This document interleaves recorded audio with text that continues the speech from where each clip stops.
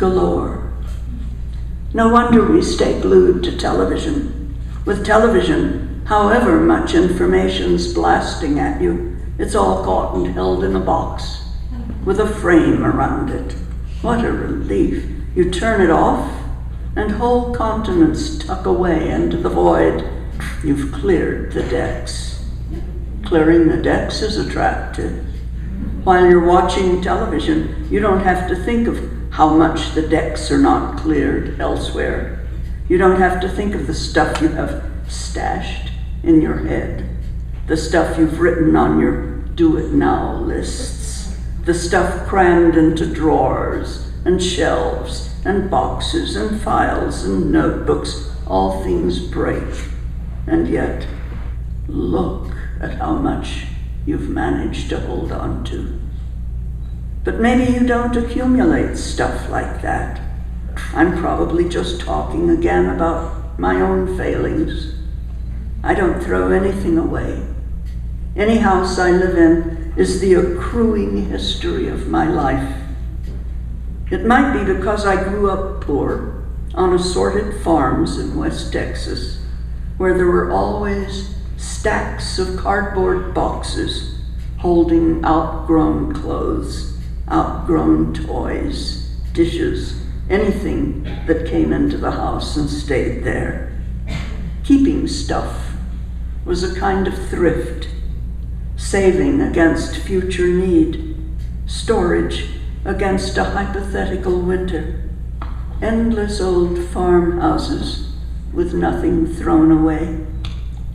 I went to church then with my folks, and one of the songs we sang was In the Sweet By and By, an ideal song for people with next to nothing in their daily lives but hard work and a hope for heaven. My grandmother recycled clothes by cutting them into little squares or triangles and making them be quilts. Lying under a quilt she had made meant lying under a whole family history of clothes worn, then boxed, then sewn into something. I don't make quilts. I just stack boxes.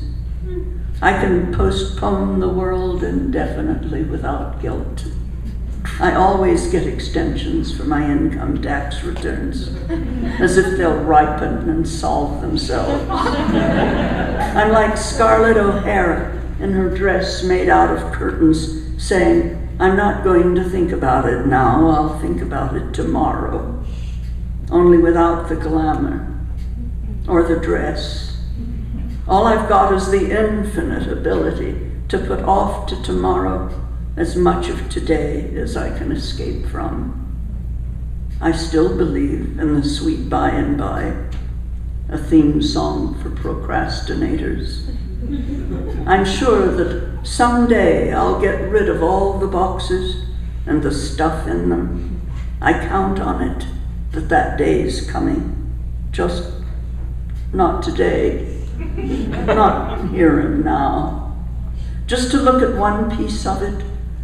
Books are an ongoing problem. All my shelves are filled up. I've got books stacked on every surface, every which way, everywhere.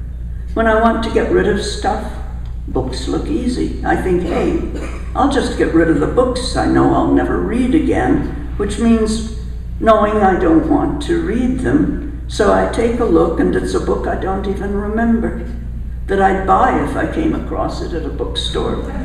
It's really good. There are a lot of good books in the world.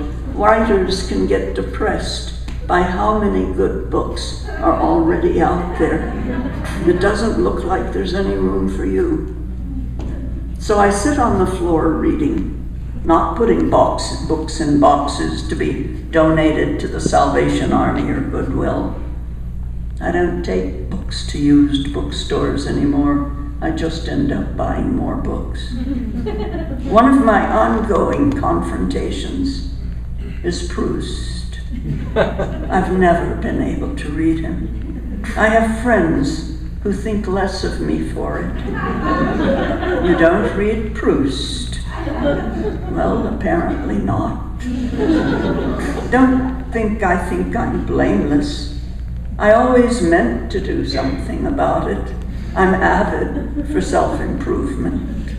If I go into a bookstore, there he is, hovering, waiting like Dracula for me to be lulled enough so I don't resist.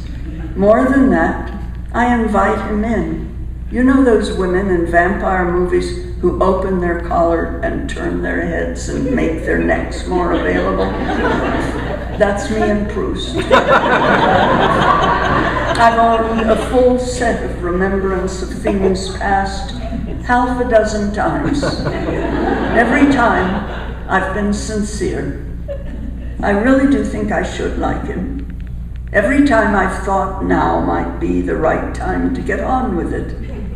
And my experience every time has been, I open book 1 to page 1, and that's it. Give it a few hours, that's where you'll find me. Book 1, page 1. Of course, they're easy to give away. I say to somebody, "You want Proust?" And sure they do. Proust guilt is rampant. They leave carrying the books, and I think of them a couple of hours from now, stuck on book 1, page 1, like an alpine peak. That's why when I can let a few books go, they have to go to Goodwill. If I go to a bookstore to sell them, I'll just end up not reading Proust again. But books are only part of it. There's more. Clothes I haven't worn for years, but I might if I lose weight or go to the tropics. Kitchen stuff that implies someday I may cook. If I replace something with an improved model, I keep the old one. I have stashes of new and old, small appliances I never use. Of course I want a steamer that can make rice for 20 people. Who doesn't? And a large enough pressure cooker to make soup for an army. You never know who might drop in. I have 2 grinders for coffee beans. To make the coffee, I have a large French press, a small French press, 2 electric drips, an old-time percolator, and an espresso machine. Meanwhile, I drink tea. I have 8 teapots. It's Gulliver, sprawled on the beach with Lilliputians anchoring him with this net of threads. Just call the threads possessions, and I'm pinned to the ground. These are my blue threads. These are my green threads. These are my coffee pots, my teapot. Here's my clay pot right next to my crock pot. And these are my books.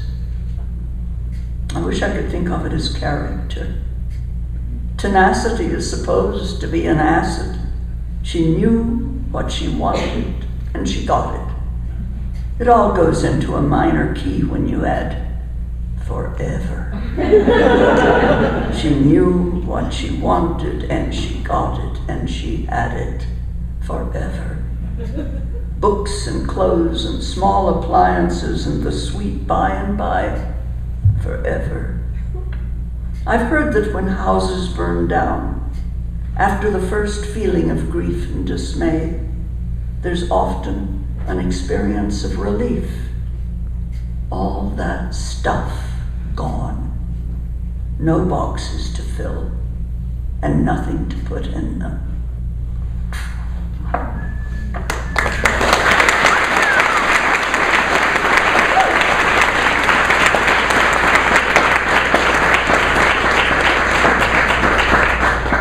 Birds do it. Bees do it. Even educated fleas do it. Let's do it. Let's fall in love. We talk about love like people once talked about the edge of the flat world. They knew nothing about the shape of the world and thought they knew everything. And we know nothing about love. But when did ignorance ever shut us up? Love makes the world go round and takes us with it, even if, thank you all the same, we just as soon not go. I was watching cranes do their extraordinary courtship dance on television, and rhinoceroses where the wooing includes that the male follow the female who is running and runs for miles. Chug, chug, chug. Rhinos on the run. As many miles as it takes to prove they mean it. Seriously humorless. When the genes take over, it often ain't entertaining. And sincere people, longing for that one face that has boggled their brain, are no different.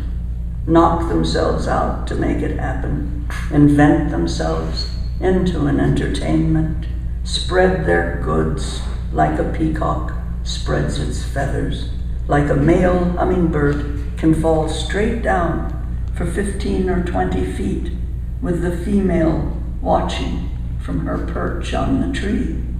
He'll do it over and over again until she decides he's a good enough faller to take home.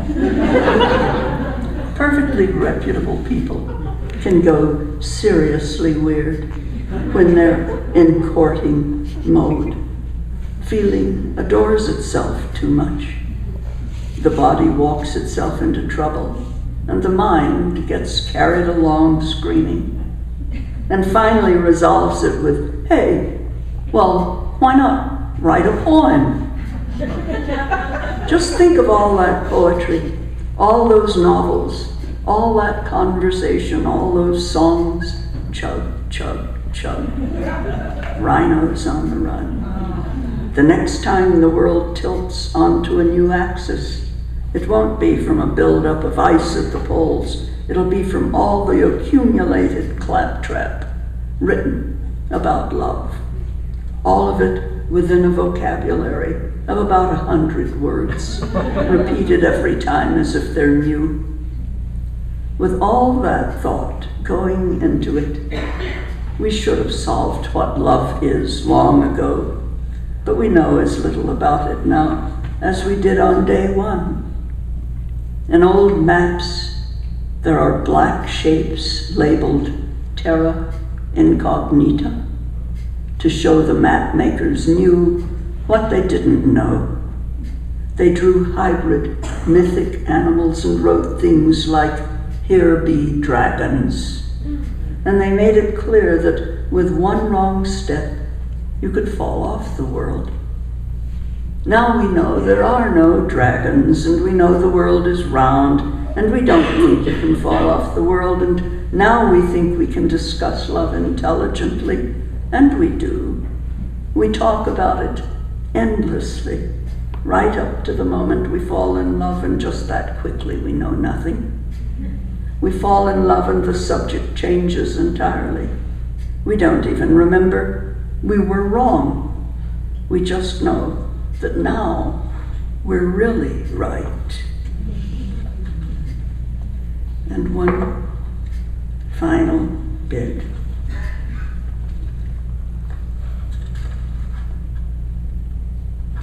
This is exactly what I told everyone never do.